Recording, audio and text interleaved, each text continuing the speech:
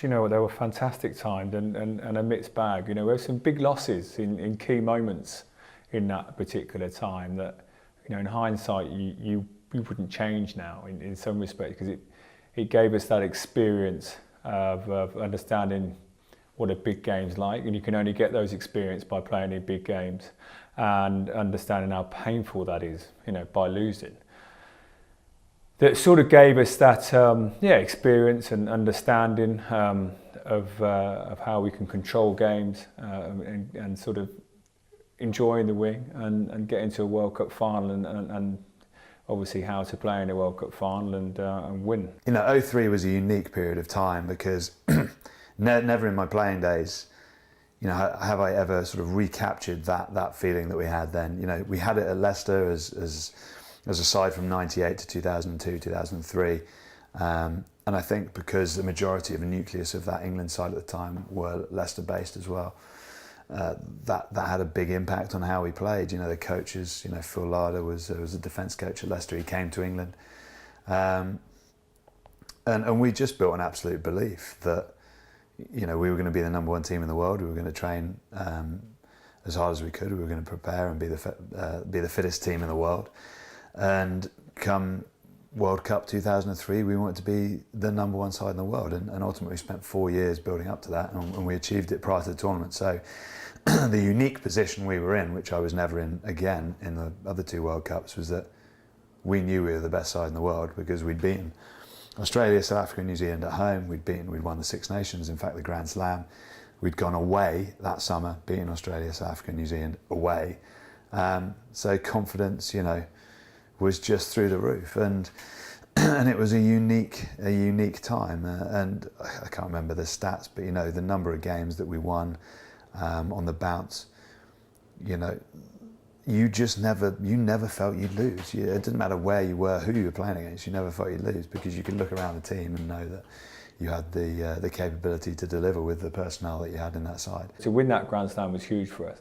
And then to go on to tour New Zealand and Australia with a full strength side was going to be, again, it will play a big part in going to the World Cup, only because of the mindset of over our opposition and being able to get big wins away. All the preparation for our World Cup really was about that South Africa game in the pool, because we knew if we beat South Africa, then our pathway to the World Cup final was going to be much easier, because we wouldn't face New Zealand until potentially the final. Ultimately we didn't, because Australia beat them, didn't they? But so that everything, the whole preparation was tailored around that game. And I ended up starting because Hilly got injured. The certain charge down had an impact. Yeah, and I mean the game wasn't a great game by any stretch of the imagination. It was really quite close, and I remember working with Phil Larder during the week. You know, Clive was always about the 1%ers, you know, where you can find those little edges. And Phil, I always worked with Phil on attacking the kickers and understanding what foot they were and whether they sat back. When would I have the opportunity to get stuck into one of them? And he noticed that Louis Cohen always liked to sit in the pocket because he wanted time to be able to get the kick away. So as it happened during the course of the game, that moment arose, and Louis Cohen was completely unprotected. I had no one between me and him. He was sat nicely in his pocket comfortably, so it just gave me, I knew I'd have enough time to get there because we'd spoken about it, and it all came down to that preparation. And it's fantastic to be part of. It's fantastic to be part of a side that in that 12 months was golden, and it was incredible to be around in every way, shape or form. We know that everyone got on, everyone was fighting for their places, everyone understood the hard work and the mental aspect that was going to go into it. That whole side that Clive created, that hotel, the chefs, the coaches, the game plan was world class. And when you provide that, he wants world class in return, which is completely understandable, which the players did eventually deliver. Some individual players within the side were just simply off the chart, you know, and to name a few would be the likes of Jonny Wilkinson. Without Jonny, I don't think we would have necessarily won the World Cup. I mean, he was on fine form.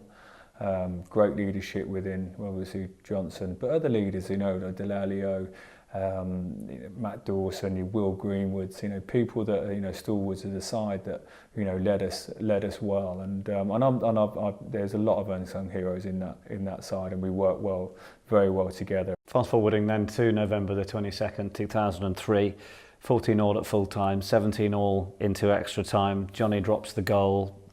Where were you on the field at that moment, and what are your memories of the sort of ensuing madness and hour or two? You know what, that whole day was madness, really. I mean, it's you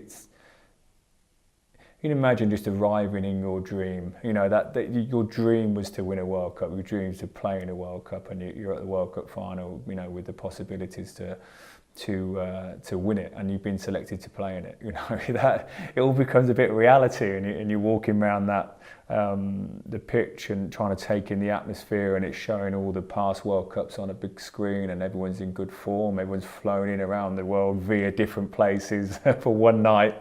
So we knew that we knew what it was doing for the country, and we knew that we had the support of any expat really within in the Southern Hemisphere, and as well as back home. So the pressure was on.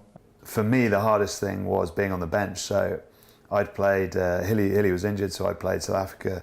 I played, you know, all the rest of the pool games, the quarter-final against Wales, and I played really well. I played some really good rugby, and I remember the conversation with Andy Robinson on the eve of the semi-final, and he came over to me, you know, almost, he almost felt apologetic. I mean, it's a hard thing for a coach to tell a player he's going to be on the bench when all we want to do is play.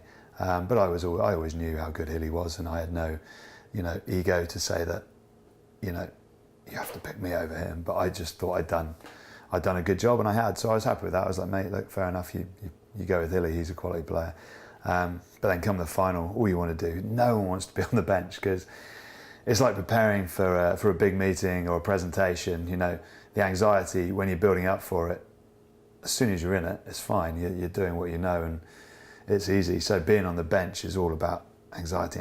Get me on the pitch. I know I can deliver. Anyway, so if ultimately Hilly goes down in the last 10 minutes, hamstring, I get on. You worry that you've gone from get me on the pitch to actually the demons in your head as you're on the bench are like, oh God, it's so close. Do I want to be the person that goes on and gives away a penalty potentially and costs us the World Cup? But as soon as I got on the pitch, the first ball was an overthrow line out of the Aussies. It landed right in my hands, and then you're into the game, so it was fine. And the last minute and a half, you know, as I said earlier, we'd prepared for 4 years, so we knew what would happen. You know, Clive in his infinite wisdom and the coaches had prepared us for all eventualities come the end of that. You know, they knew that big occasions, you know, Super Bowls, World Cups, football or rugby or cricket, came down to, you know, the last few moments, a single play. So we'd rehearsed, you know, defending our goal line, you know, because they're chasing a try, defending a drop goal, needing a drop goal, and all the routines we'd go through for that. So when it was kicked to touch, Benny called the ball to me, and there was never any nerves, you know, because we knew what we were going to do, and you know, it didn't mean it went perfectly to plan, because Tomo underthrew it, and I think, you know, in the conditions it was a bit greasy on the night. Sort of landed around actually, if George Smith, I mean, thankfully George Smith wasn't the tallest of back rows, because if he'd have been able to jump up, he probably could have got a hand on it. But anyway, we get it off. Then Catty's supposed to get over the gain line. He gets smashed behind the gain line. Dorse ends up breaking free when he's supposed to hit the forwards to sort of bludgeon their way into. So lots of things changed, but that's the uniqueness of a side, you know, its ability to adapt, and we did. And ultimately, you know, my role from that line-out was to hold the width, so that if Jonny had too much heat on him from the Aussie defenders around that breakdown, who knew we were going to try and get him in a position for a drop goal, right? He'd done however many during the course, I think it was 20 odd during the course of the tournament, or at least attempted that many. That my job was to hold that width so that it would give him a get out. I was to the left of Jonny, and I remember Matt Dawson looking up and looking at me, and I was like, no. No, Johnny's going to kick this. And obviously Dawson just surveying the situation, but yeah, and Jonny obviously kicked for glory and off his wrong foot, and we think we had like 40 seconds still to go. And actually all the Aussies clustered in, so I made sure that I was making him aware that if he needed to get out, I was there. And if you've got the video, you'll see me, sort of young blonde-haired lad, waving frantically because his moment of World Cup glory was in his mind. Looking like he's won a competition. Yeah. To be stood on the wing. Use me. But thankfully, Jonny backed himself. We eventually secured the ball and Mike Catt kicked it out. But there's nothing can prepare you for that point of understanding what it's going to be like of winning it. How do you celebrate? It's oh yeah, okay, what do we do now? That's it. We've come to the end of the road and we've done it. Which you could tell what happened to English rugby after that for a while. So yeah, we done the ultimate. We lived out our dream as players, as the coaches and managers lived out their dreams of what they were. So immediately after that sort of euphoria comes a sort of slump. It's such a weird thing. So I remember going to the change rooms and sitting down with some of the other lads that were around me. You've got these like boxed off areas, we're having a beer. But actually you sat there thinking, I sat next to Martin Corridge, was my Leicester mate at the time, and we were like, cheers mate, great job. But you're sort of like, I was like 23, 24. What'd you do now? Like, what'd you do? Like, I've done everything I've ever wanted to achieve in rugby. What do we do now? Yeah, amazing feelings and the true extent of what we had done and how we'd done the country proud was the sort of welcome home we received when we got back from 35, 40,000 people in Terminal 3 at Heathrow and a million people down Oxford Street into Trafalgar Square, tea with the Queen and Prime Minister. And I got a speeding ticket on the way home that night. But they were amazing times and one that you sort of hold on to. After that moment, you then spend the rest of your life trying to replicate it again. That's very challenging. I had the great pleasure of then playing in the following World Cup in 2007, and we made another final, totally different circumstances, enjoyable for many other reasons. But that 03 side will always hold a special place.